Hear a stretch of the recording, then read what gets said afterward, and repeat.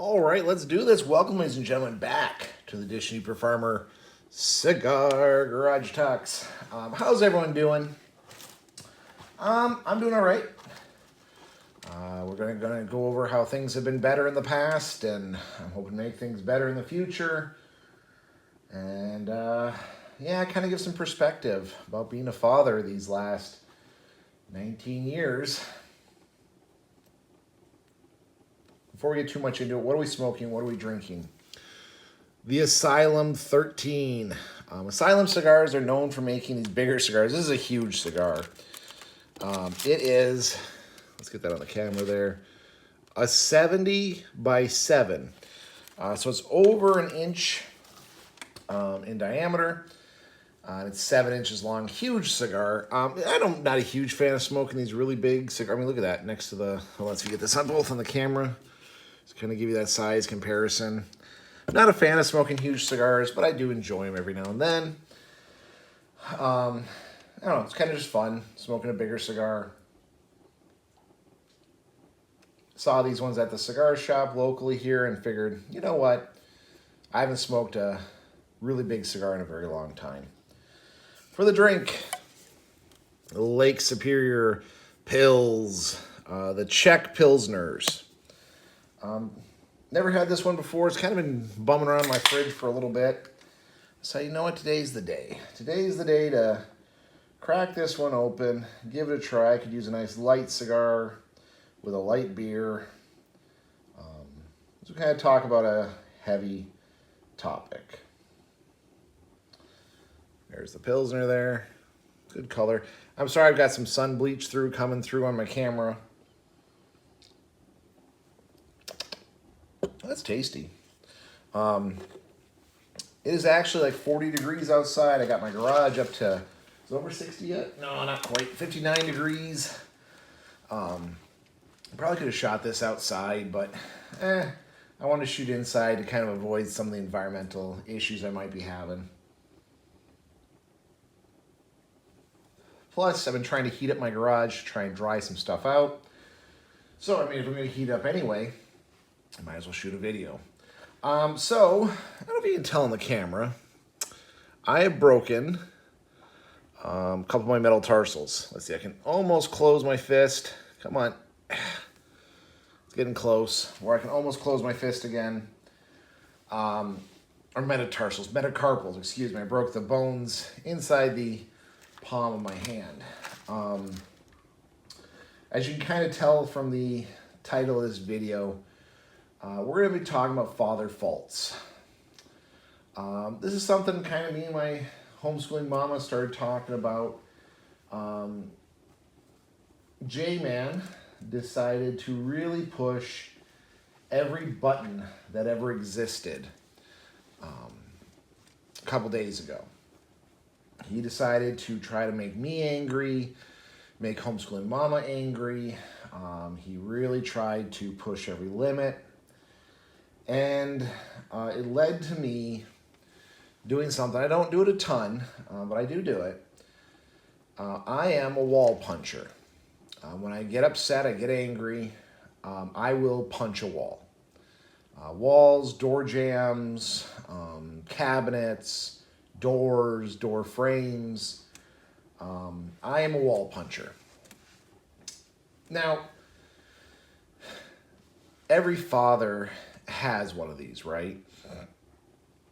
Some are just alcoholics. They drink themselves into a stupor.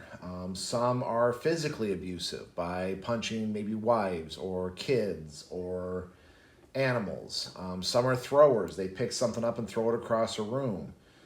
Some are breakers. They find something, usually glass, to break in the house. Some are just yellers. Some are swearers. Some are demeanors, where they demean the person who is making them angry. I do firmly believe every single father has one of these. One fault. One thing they do to blow off steam.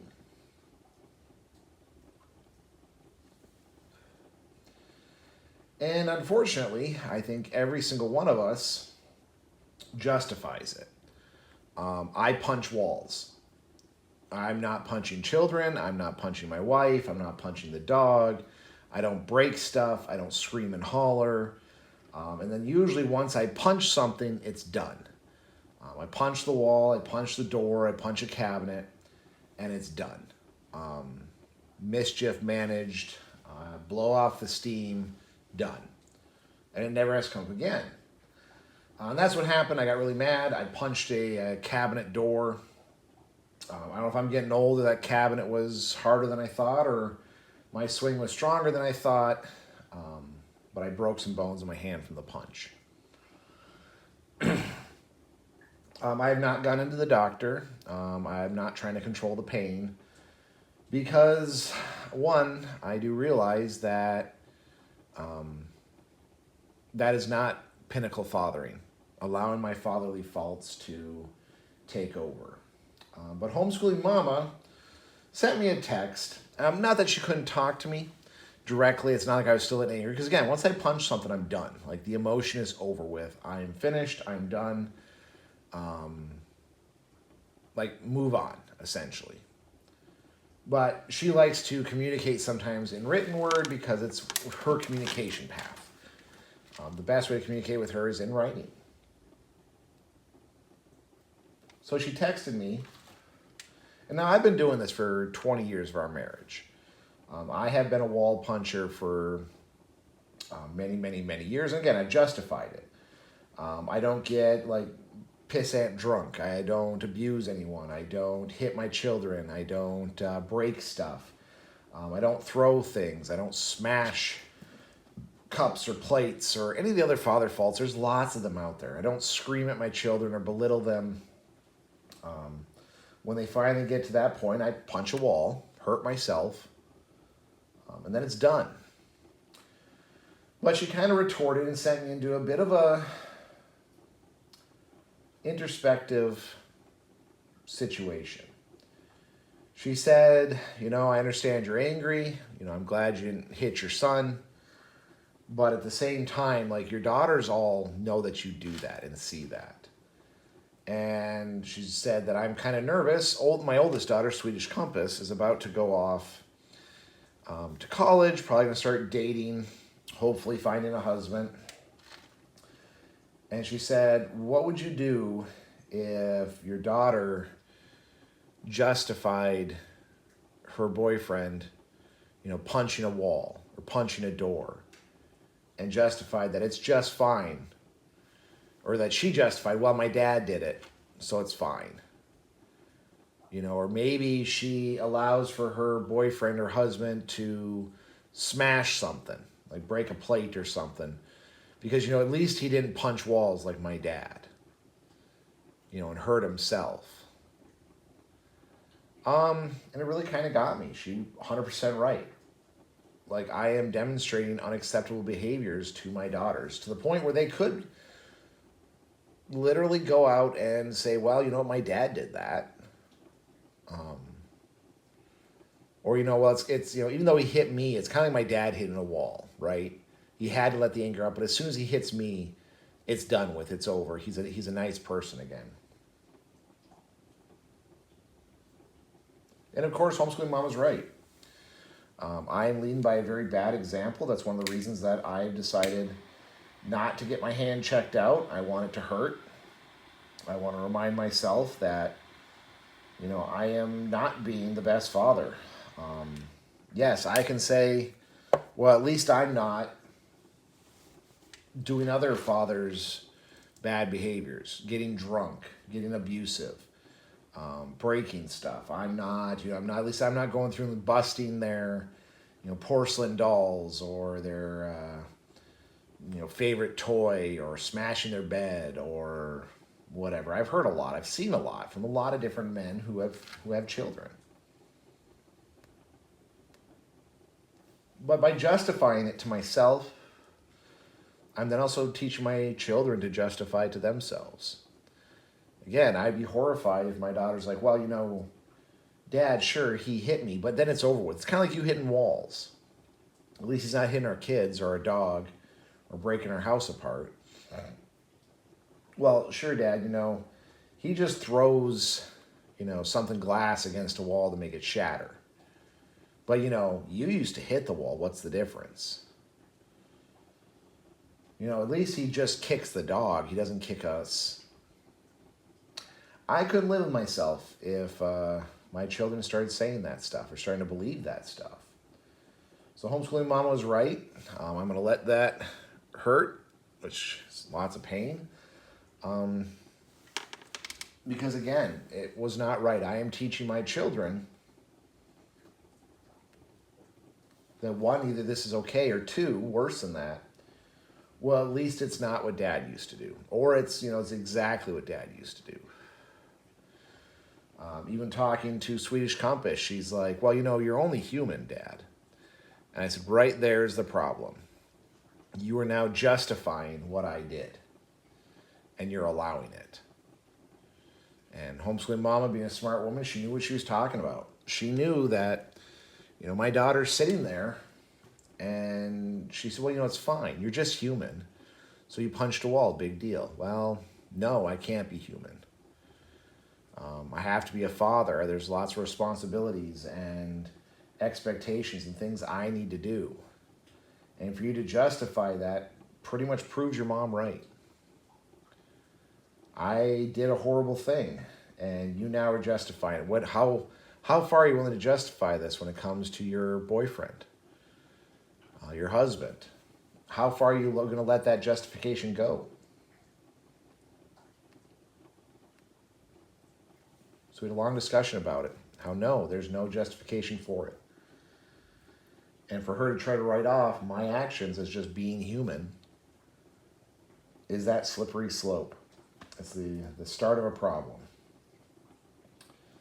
So I have been praying about it. I've been reflecting about it. I've been thinking about it. I've been internalizing it because I need to change. And I need to make sure that when I do this stuff, my children understand that what I did was wrong. It's not acceptable. It's not approvable. And that I need to do better. And that they shouldn't try to justify it for me. I did wrong. And I need to own up to it. And as fathers, that's our responsibility. We need to own up to what we do. We need to really take responsibility, even for actions that are justifiable. I think I was justified in punching that wall, but in the same breath, I have to say it was unacceptable. It was something that should never have happened. I should never have done it. Not just because I got hurt, but because, yes, it is leading for a bad example to my daughters and my sons. That this is not something you can do or should do or ever think about doing. So, what's your fatherly faults? What do you got? What's your thing that you do? No judgment. Every father has them. I have yet to meet a single person who's had kids, who is a father, who doesn't have their fatherly faults. Some people have multiple. Some people have ones that, again, we could justify out. But we shouldn't. We as men should not be justifying our faults. We should be actively working to control them. We should be actively working to counter them. Not marginalize them, not make them seem like, well, it's not really our fault. As men, we need to take responsibility. We need to be the ones to really do better, to be better.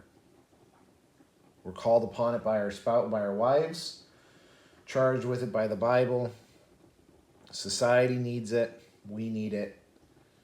And until we can get over ourselves and realize that we can do better, this world will never change. We'll be stuck in the same cycle we've been stuck in for thousands of years. But wait, folks, I'm going to go keep flexing my hands so it hurts, so that I know I did wrong. Think about how I can make it better, how I can be the change. Go smoke a very big cigar and drink a pretty good beer. But anyway, folks, hopefully you're doing better. Stay safe out there. See you on the next one.